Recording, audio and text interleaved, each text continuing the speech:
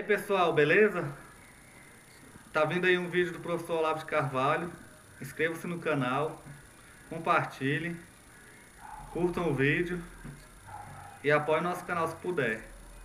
Todo mundo junto aí para tentar mudar o Brasil, ajudando nosso presidente. Valeu, galera. Se guiarem Forte nesse abraço. terreno que não é o deles de nascença. Bom, o que a gente observa nesses casos é a concepção de que a autoridade constituída é dona da vida humana. Essa é uma concepção que está sendo imposta, aí, vamos dizer, desde o fim do século XVIII, e que é cada vez mais aceita como se fosse a coisa mais natural do mundo. Né? Então, o Estado não quer que você viva, ele desliga você da tomada e pronto. Embora, meses atrás, apareceu um caso do jeito que voltou à vida normal depois de 12 anos em coma. Isso pode acontecer. O Estado não pode negar isso aí. Mas não queremos mais gastar eletricidade com o sujeito, vamos tirá-lo da tomada. Para eles isso é uma coisa muito simples. Isso aí vem assim, de antigas tradições gnósticas e mágicas que têm uma influência enorme na vida moderna. Na verdade, toda a civilização moderna, a sociedade moderna e a ciência moderna nasce com isso.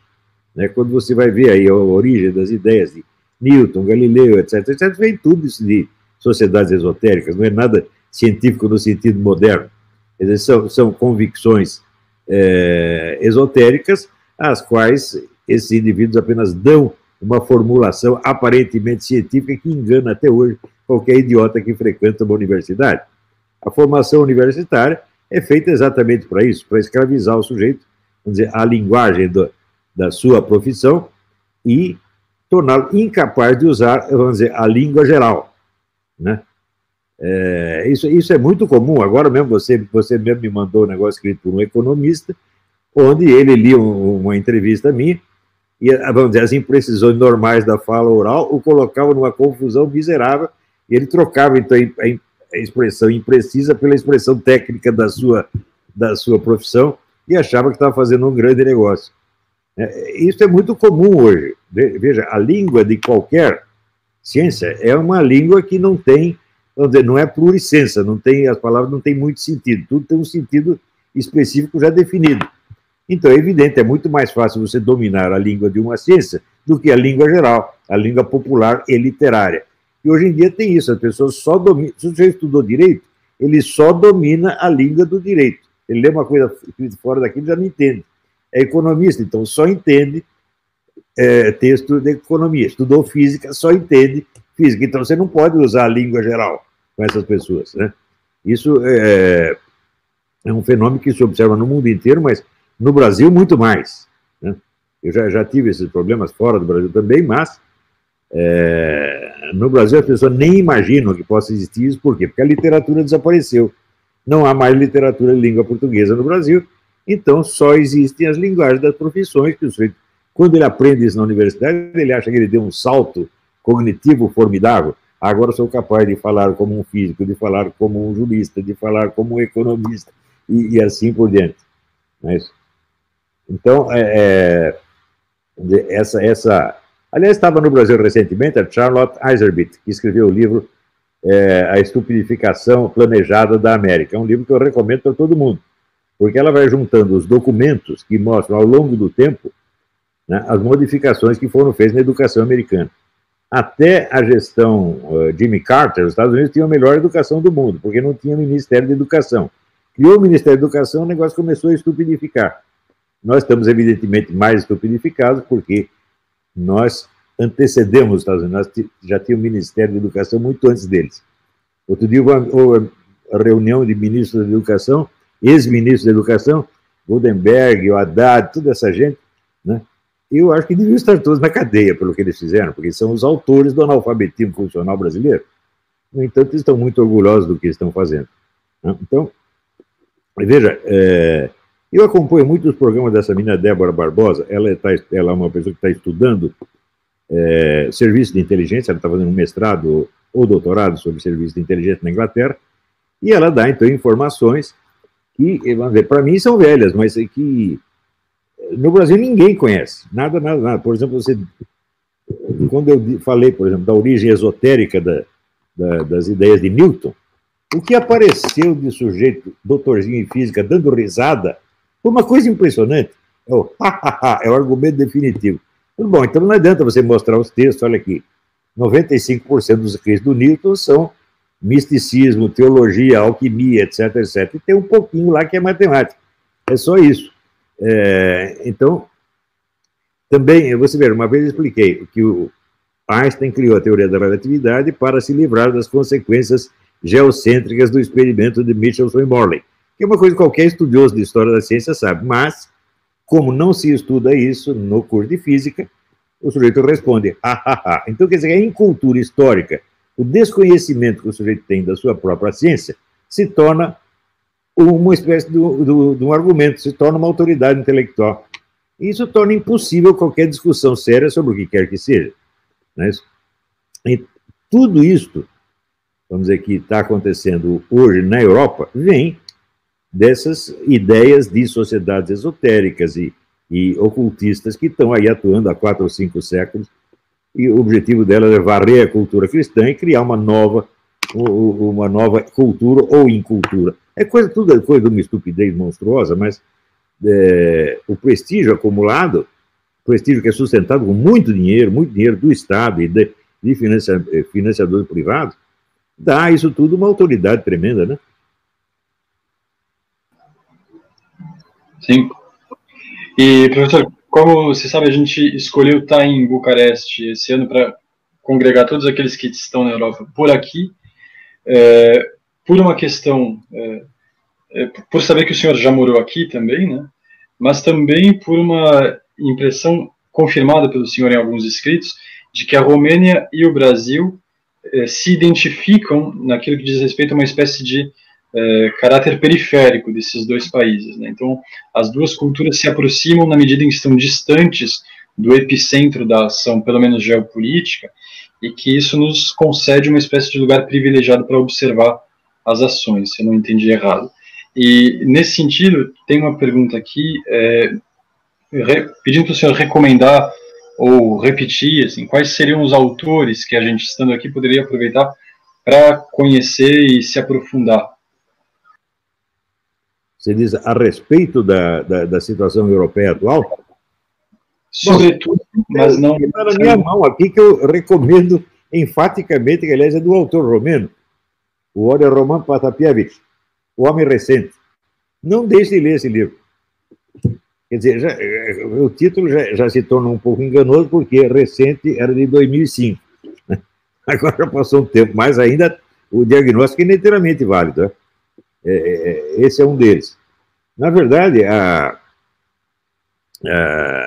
bibliografia sobre isso é um negócio tão imenso que eu não teria nem como começar a fazer algumas sugestões aqui.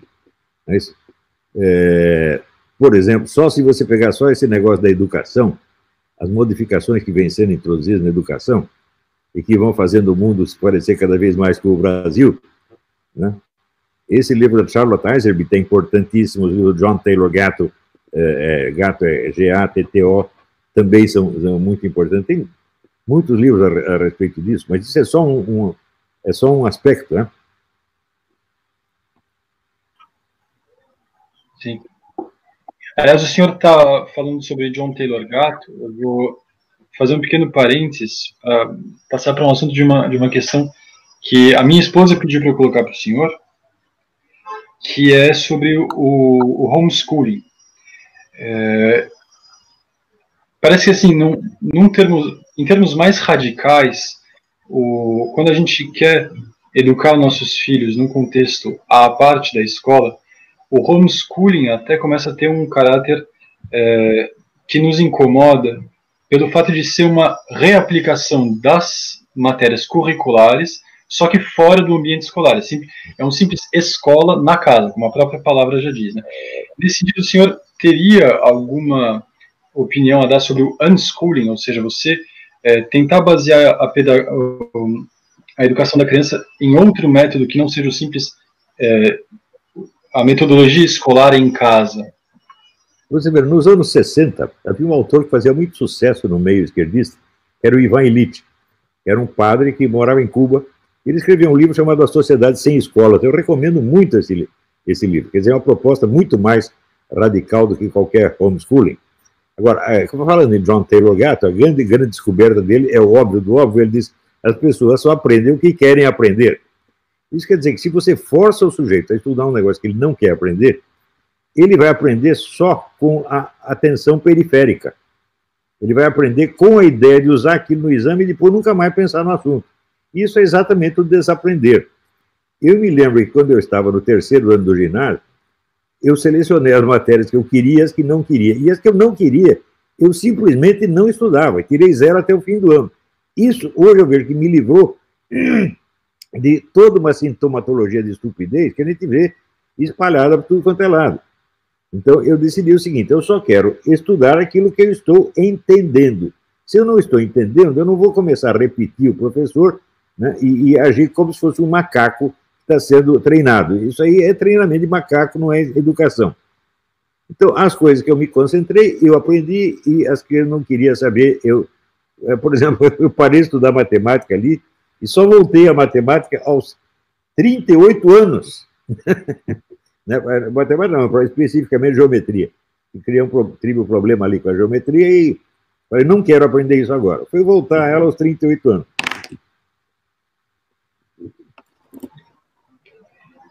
E, nesse sentido, quando a gente decide não aprender uma coisa que não nos interessa, só aprender aquilo que a gente está entendendo, com o passar do tempo, a pessoa vai criando uma espécie de senso de aprender tudo o tempo todo, ou ainda vai persistir durante todo o decorrer da vida uma certa seleção dos temas que a interessam ou não interessam? Não, a seleção sempre continua, mas você amplia, né, o raio de ação da coisa. Você veja, uma coisa também óbvia, mas que, em geral, as pessoas não entendem, pelo menos à primeira vista, é o seguinte: a atenção é a substância da consciência. Ter consciência de alguma coisa consiste em prestar atenção nela, e prestar atenção consiste em ter consciência dela. Isso quer dizer, vamos dizer, que a atenção forçada não é de fato uma atenção, é apenas uma estimulação periférica. E o sujeito viciar nessa estimulação periférica faz dele um macaco treinado. Hoje eu vejo, todas as vezes que eu tenho qualquer discussão, qualquer profissional de qualquer coisa no Brasil, você vê que o sujeito ele aprendeu desta maneira o linguajar da sua disciplina, do direito, da economia, da física, etc. Ele não consegue sair disso. Então, a própria impossibilidade de manejar a língua geral já é um sintoma disso. Quer dizer, é a atenção que foi tão forçada que ela se dissipou. O indivíduo só tem atenção naquilo que ele está acostumado. Mas isso não é atenção verdadeira, né? Isso é atenção periférica apenas. Então, tudo que o sujeito faz, tudo que ele fala, é baseado na atenção periférica. Eu vi todo o debate nacional sobre qualquer coisa, é todinho assim, é tudo atenção periférica. As pessoas não vão ao fundo das coisas porque não estão interessadas naquilo. Vamos dizer, só estão interessados naquilo que foram treinados na escola para prestar atenção. Isso vamos dizer, uma tragédia educacional monstruosa. E é fácil identificar a diferença entre atenção forçada e o esforço de aprender alguma coisa que é difícil? Eu acho que é muito fácil você, a não ser que você já esteja treinado para viver de atenção periférica, aí você não volta mais. Quer dizer, você não sabe o que é. A verdadeira atenção é um interesse profundo, né? Eu vou te dar um exemplo. Se você está sendo perseguido por um cachorro hidrófobo que quer te morder, você precisa fazer um esforço de motivação ou de atenção para entender o que está acontecendo? Não, você está mortalmente interessado em escapar daquele problema. Então, aquilo que você tem um interesse verdadeiro, é aquilo que você ama, que diz respeito à sua vida, bom, você não precisa de motivação, você não precisa de treinamento de atenção, porque você já tem isso aí. O problema é não deixar que isso se perca. A coisa se perde na adolescência, é a escola que faz o sujeito perder isso aí. Ele quer prestar atenção numa coisa, você o força a prestar em outra que não lhe interessa, que ele não gosta, e que ele vai querer esquecer o mais rápido possível. Essa é a coisa no Brasil é conhecido, o sujeito que estuda para o exame, ele não estuda para aprender. Então, quanto mais cedo ele esquecer aquilo, melhor para ele. É claro que você ensinar essas coisas à pessoa é uma violência psíquica quase criminosa. Daria para chamar isso de uma espécie de prostituição da verdade? Sim, sem sombra de dúvida. Não, é pior do que isso. Esse é vamos dizer, é um estrangulamento da inteligência. Né? É uma deformação, às vezes, definitiva da inteligência. Né? Eu vi todas essas discussões que eu tenho tido com quaisquer profissionais de qualquer área no Brasil, são todas assim. Fora da linguagem que ele foi adestrado para repetir, o sujeito não entende. Ele vai sempre interpretar de uma outra maneira. E trocar, vamos dizer, a língua geral pela língua profissional, para ele é o suprassumo da inteligência.